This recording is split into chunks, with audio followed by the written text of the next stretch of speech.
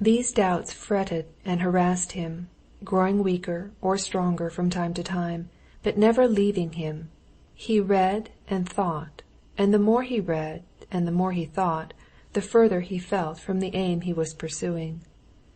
Of late in Moscow and in the country, since he had become convinced that he would find no solution in the materialists, he had read and reread through Plato, Spinoza, Kant, Schelling, Hegel, and Schopenhauer, the philosophers who gave a non-materialistic explanation of life. Their ideas seemed to him fruitful when he was reading, or was himself seeking arguments to refute other theories, especially those of the materialists.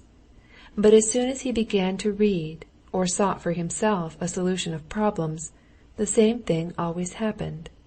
As long as he followed the fixed definition of obscure words such as spirit, will, freedom, essence, purposely letting himself go into the snare of words the philosophers set for him, he seemed to comprehend something. But he had only to forget the artificial train of reasoning, and to turn from life itself to what had satisfied him while thinking in accordance with the fixed definitions, and all this artificial edifice fell to pieces at once like a house of cards, and it became clear that the edifice had been built up out of those transposed words, apart from anything in life more important than reason. At one time, reading Schopenhauer, he put in place of his will the word love, and for a couple of days this new philosophy charmed him, till he removed a little away from it. But then, when he turned from life itself to glance at it again, it fell away too, and proved to be the same muslin garment with no warmth in it. His brother, Sergey Ivanovitch, advised him to read the theological works of Homiakov.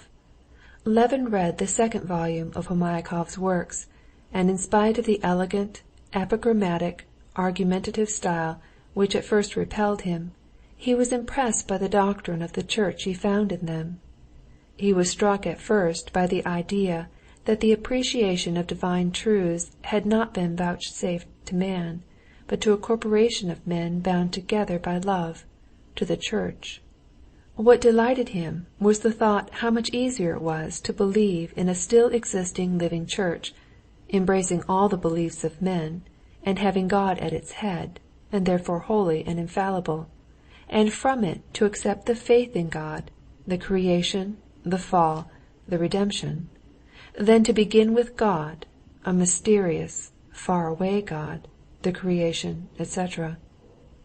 But afterwards, on reading a Catholic writer's history of the Church, and then a Greek Orthodox writer's history of the Church, and seeing that the two churches, in their very conception infallible, each deny the authority of the other, Homiakov's doctrine of the Church lost all its charm for him, and this edifice crumbled into dust like the philosophers' edifices. All that spring he was not himself. He went through fearful moments of horror. Without knowing what I am and why I am here, life's impossible, and that I can't know, and so I can't live, Levin said to himself. In infinite time, in infinite matter, in infinite space, is formed a bubble organism, and that bubble lasts a while and bursts, and that bubble is me. It was an agonizing error, but it was the sole logical result of ages of human thought in that direction. This was the ultimate belief on which all the systems elaborated by human thought in almost all their ramifications rested. It was the prevalent conviction, and of all other explanations Levin had unconsciously, not knowing when or how, chosen it as anyway the clearest, and made it his own. But it was not merely a falsehood, it was the cruel jeer of some wicked power, some evil, hateful power, to whom one could not submit. He must escape from this power, and the means of escape every man had in his own hands. He had but to cut short this dependence on evil, and there was one means, death.